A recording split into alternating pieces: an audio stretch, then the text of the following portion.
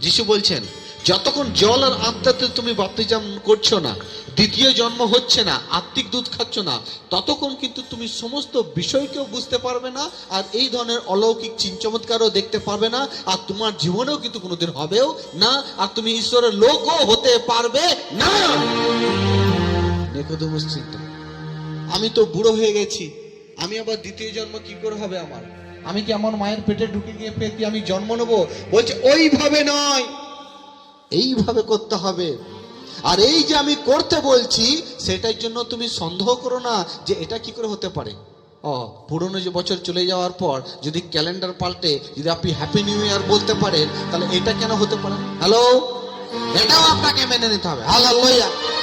ওটা হলে একটা মানুষ ক্যালেন্ডার করে দিল, আজকের পালায় বুধবারের পর আর বলবি না যে পুরনো বছর, এইবার বলবি নতুন বছর, হ্যাপি নিউ ইয়ার বলবি, কত কি কাণ্ড। আর প্রভু যখন বলছেন কি যাও তুমি জলে আর আত্মাতে তুমি বাপ্তিস্ম নাও আর দ্বিতীয় জন্ম তোমার হোক, তুমি দ্বিতীয় জন্ম গ্রহণ করো, আর তখন আপনি ব্রেকডাউন, থেমে যাচ্ছেন, চিন্তিত কেন? ওইটার প্রতি আপনার এত বিশ্বাস আর এইটার প্রতি বিশ্বাস নেই। এই জন্যই কি আপনি শুধু জগতের দুধ বেশি খেতে চান, আপনি আত্মিক দুধ কম খেতে চান, এই জন্য আপনার এর প্রতি বিশ্বাস নেই। Hello, hallelujah. যদি আপনি আত্মিক দুধ খেতেন প্রত্যেক দিন, তাহলে আপনার এটাও বিশ্বাস হতো, হ্যাঁ সত্যি প্রভু যখন বলেছে এটা করতে হবে। নিকোদেমুস কনফিউজ হয়ে গেলেন, কিছুক্ষণ শান্ত হয়ে গেলেন। তো প্রভু যীশু খ্রিস্ট বলছেন, নিকোদেমুস অচম্ব হও না, অচম্ব হও না, আর ভেবো না এটা কি করে হতে পারে। নিকোদেমুস, হাওয়া কোন দিক দিয়ে আসে আর কোন দিকে যায় কেউ জানে না। মায়ের গর্ভে কিভাবে বাচ্চা তৈরি হয়, হাড় তৈরি হয়, কেউ জানে না। ঈশ্বরের রাজ্যও ঠিক এরকম বাবা, এটা তোমায় বিশ্বাস করতে হবে। হালেলুয়া। ঈশ্বরের রাজ্যও ঠিক এরকম, এটাকে তোমাকে বিশ্বাস করতে হবে। এটা নিয়ে তুমি অত চিন্তিত হও না, এত তুমি ঘাবড়ে যেও না। এই জন্য বেশি বেশি করে আমার প্রিয় আত্মিক দুধ খাবার প্রয়োজন আছে। আর আমি চাই নতুন বছরে আজ থেকেই বেশি বেশি করে দুধ খেতে হবে। আমেন।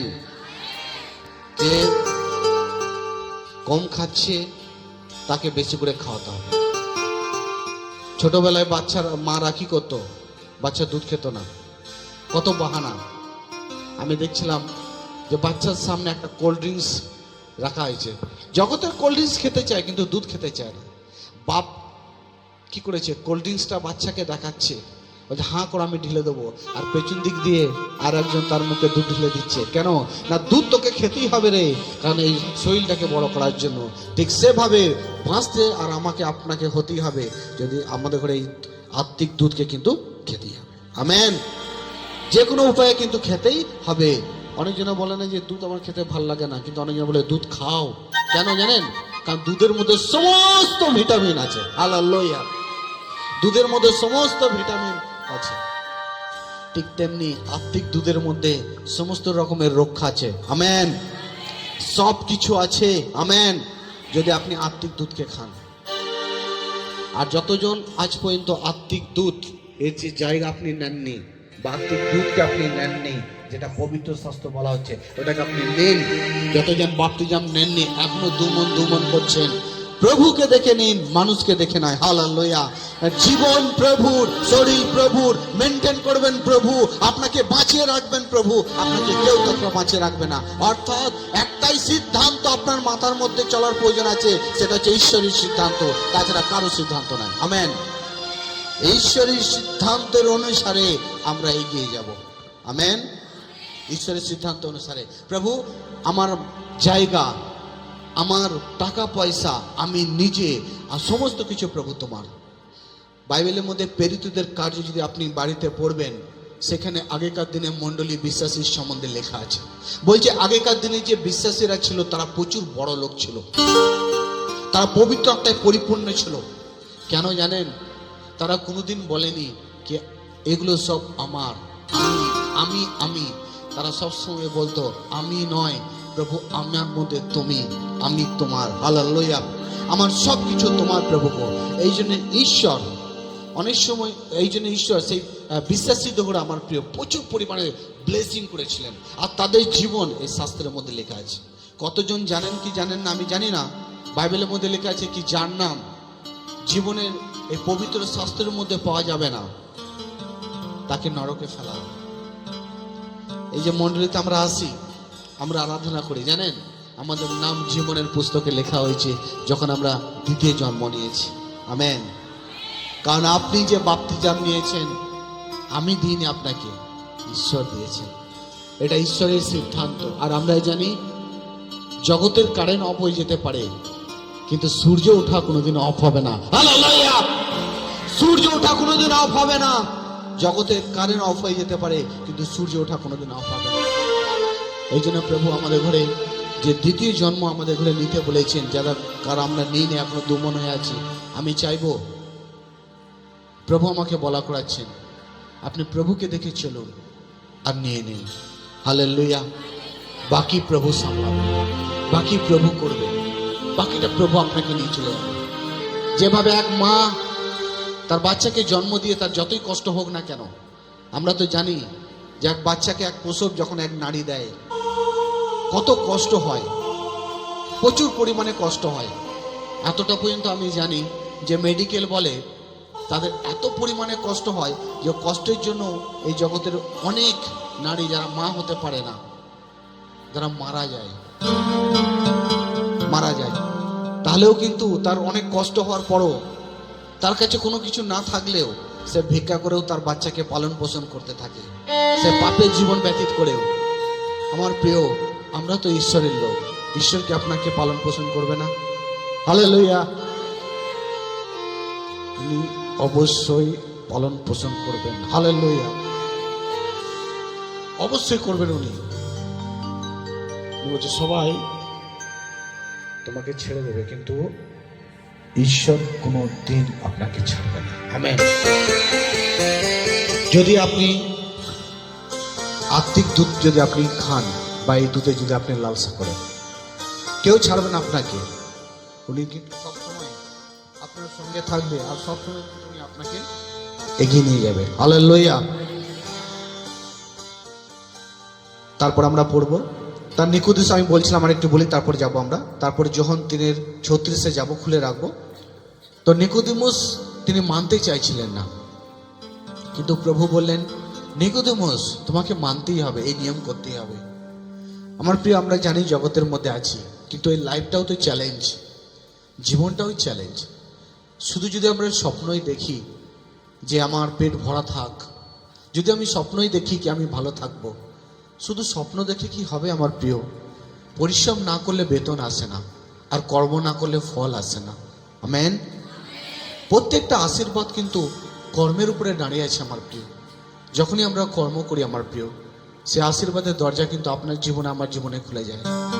হতে পারে আপনি অনেক দুঃখিত, অনেক উদাস, অনেক চিন্তিত, অনেক গরিব, আপনার পরনে পোশাক নেই, আপনি দুমুঠো ভালো খেতে পারেন না, দিন আসে দিন যায় আপনার জীবন। মনে রাখবেন, ঈশ্বর কিন্তু আপনাকে ভোলেননি। আমেন। ঈশ্বর কিন্তু আপনাকে ভোলেননি, উনি কিন্তু মনে রেখেছেন। আপনারও একটা সময় আছে, যার দুঃখ বেশি তার আশীর্বাদ বেশি। হালেলুয়া! তার আশীর্বাদ বেশি, তার ব্লেসিং বেশি। হালেলুয়া! তার প্রাইজ বেশি, তার উপহার বেশি আছে, এটা মনে রাখবেন।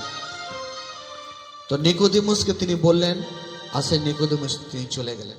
তা আজকে আমরা বুড়ো হই বা ইয়াং হই, প্রত্যেক ব্যক্তিকে যদি আমরা ঈশ্বরের সন্তান হতে চাই, বাপ্তিস্ম সেই দ্বিতীয় জন্ম কিন্তু আমাদের ঘরে নিতেই হবে, আর আত্মিক দুধ কিন্তু খেতেই হবে।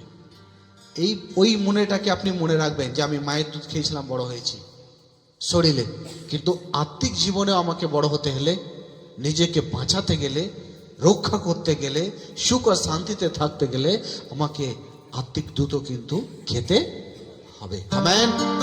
কিন্তু আমরা সেই মিরাক্কেল নেব না। যেভাবে অনেক ব্যক্তি অনেক সময় দেখবেন, কেউ হোমিওপ্যাথি ওষুধ খায়, কেউ দেখবেন অ্যালোপ্যাথি ওষুধ খায়। হ্যাঁ, হালেলুয়া! কেউ হোমিওপ্যাথি খায়, কেউ অ্যালোপ্যাথি খায়। তো অনেক সময় অনেক ব্যক্তি চায় কি আমি সঠিকের দ্বারা আমি সুস্থতা নিতে চাই, নাহলে আমি মরে যাই, এটা আমার জীবনের জন্য ভালো। হালেলুয়া! এটা হচ্ছে আমার জীবনের জন্য কি ভালো, কারণ আমি অন্য সুস্থতা নিয়ে আমার কোনো লাভ নেই, কারণ আমি জানি কি একদিন আমায় চলে যেতে হবে, বাবার কাছে যেতে হবে। হালেলুয়া! তাই আমার প্রিয় বাবা তিনি আমাদের প্রত্যেককে জন্ম দিয়েছেন, আর জন্ম দেওয়ার পর তিনি শিক্ষাও দিয়ে গেছেন এখানের মধ্যে। আমাদের করে সেই শিক্ষাকে নিয়ে আমাদের করে কিন্তু বাবার কাছে পৌঁছাতে হবে। হালেলুয়া। এটা মনে রাখতে হবে, বাবা এবার ওপরে আছে।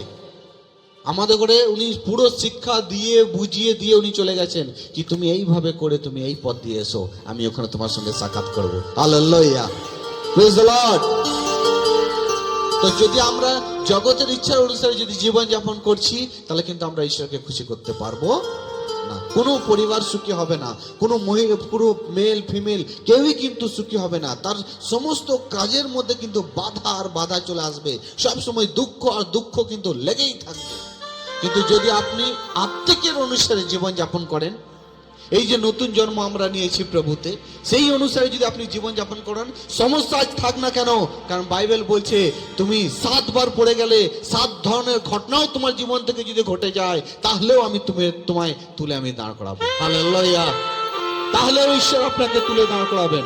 এই জন্য আমার প্রিয়, আপনি সত্যের লড়াই করে এগিয়ে যান। আপনি প্রভুতে ভালো হয়ে, স্ট্রং হয়ে আপনি এগিয়ে যান। আপনার জিত আছে, আপনার পুরস্কার আছে, আপনার ভালোবাসার আনন্দ আর সুখ আছে। আমেন।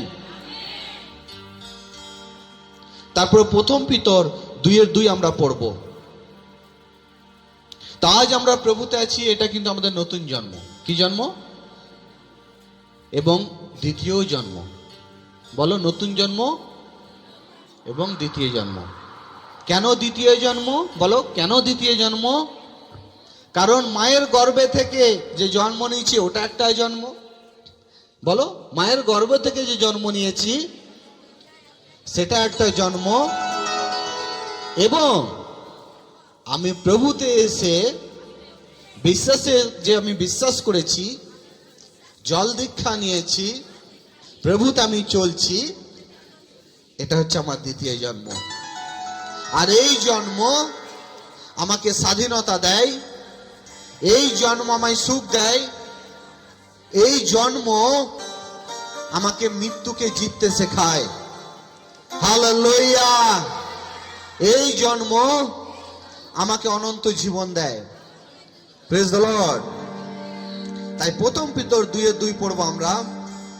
এই মাত্র জন্মেছে এমন শিশুর মতো তোমাদের আত্মিক বুদ্ধির জন্য খাঁটি দুধ পেতে তোমরা খুব আগ্রহী হও, যেন তার দ্বারা বেড়ে উঠতে উঠতে তোমরা উদ্ধারের পূর্ণ তার দিকে এগিয়ে যেতে পারো। হালেলুয়া। এখানে আমরা দেখছি আমার প্রিয়, প্রথম পিতর 2:2 লেখা আছে, तुम आत्मिक दूध की लालसा करो। हालेलुया। আমি বললাম না, আমরা দেখলাম যে দুটো জন্ম, একটা মায়ের গর্ভ থেকে জন্ম আর একটা প্রভুতে জন্ম, একটা জাগতিক জীবন, একটা আত্মিক জীবন। হালেলুয়া। তাহলে আমরা এই শরীরকে বড় করার জন্য আমরা মায়ের দুধ খেয়েছি, ভাত খেয়েছি, রুটি খেয়েছি। হালেলুয়া। কিন্তু এক ভালো বিশ্বাসী হওয়ার জন্য, অনন্ত জীবনে যাওয়ার জন্য, মৃত্যুকে হারানোর জন্য আমাদের ঘরে আর একটা দুধ খেতে হবে, আর সেটা হচ্ছে ঈশ্বরীয়। হালেলুয়া।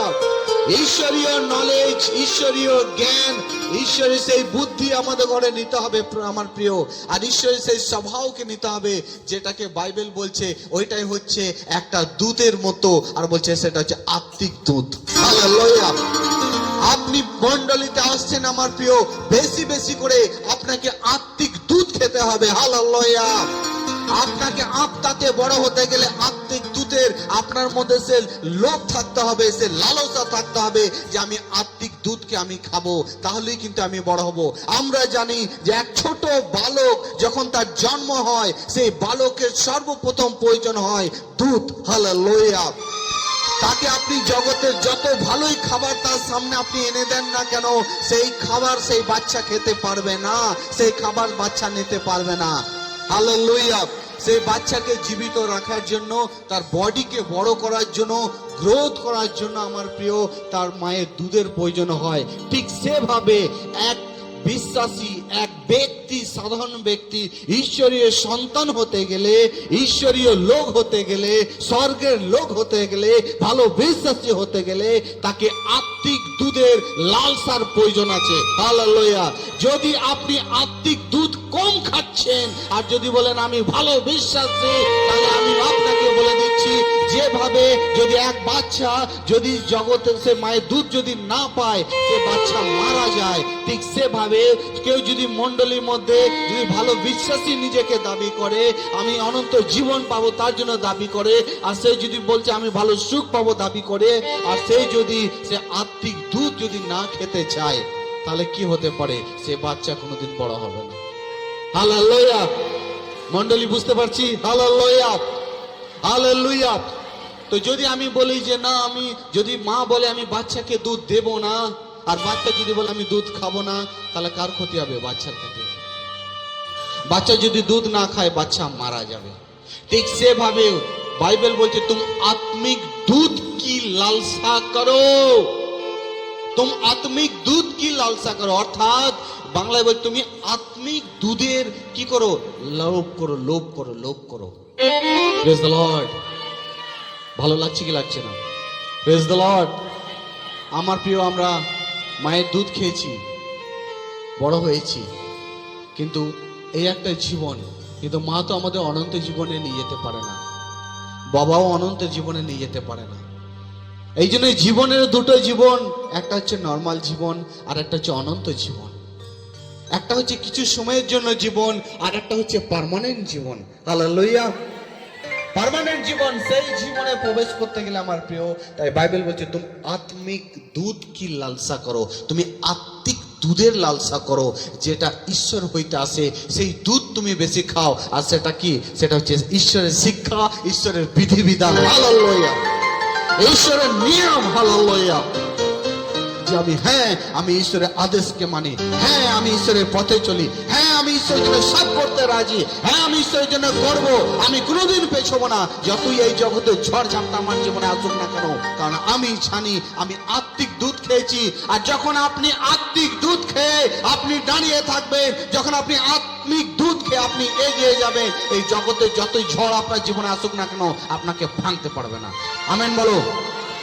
হালেলুয়া। আপনাকে কোনোদিন ভাঙতে পারবে না, কারণ আপনি আত্মিক দুধ খান, আপনি আত্মিক খাবার খান। আপনার ভরসা ঈশ্বরের উপরে, আপনি ঈশ্বরের উপরে ভরসা রেখে আপনি জীবন যাপন করেন, মানে আপনি আত্মিক দুধ খাচ্ছেন, আপনি আত্মিক দুধকে পান করছেন। আপনি এটাই বাইবেলে বলছে তুম আত্মিক দুধ কি লালসা করো, তোমার লালব, তোমার লোভ যেন সবসময় আত্মিক খাবারের উপরে থাকে। Praise the lord. বছর আসবে, বছর চলে যাবে, জন্ম হবে, বুড়ো হয়ে যাবেন, মারা যাবেন, কিন্তু মৃত্যুরও দুটো মৃত্যু আছে, সেটাও যেন মনে থাকে আমার প্রিয়, যেটা হলো নরক যন্ত্রণা মৃত্যু। যদি নরক না থাকতো আজ আমি এখানে থাকতাম না আর আপনি ওখানে থাকতেন না, তাহলে আমরাও সে খালে ডালে ডোবায়, সে গাছতলায় এখানে ওখানে আমরাও পড়ে থাকতাম, গড়াগড়ি দিতাম। কিন্তু আমরা ছেনে গেছি। ধন্য তারা, ধন্য সেই চোখ যারা ঈশ্বরকে দেখছে, ধন্য সেই ব্যক্তি যে ঈশ্বরকে জেনেছে, সত্যকে জেনেছে।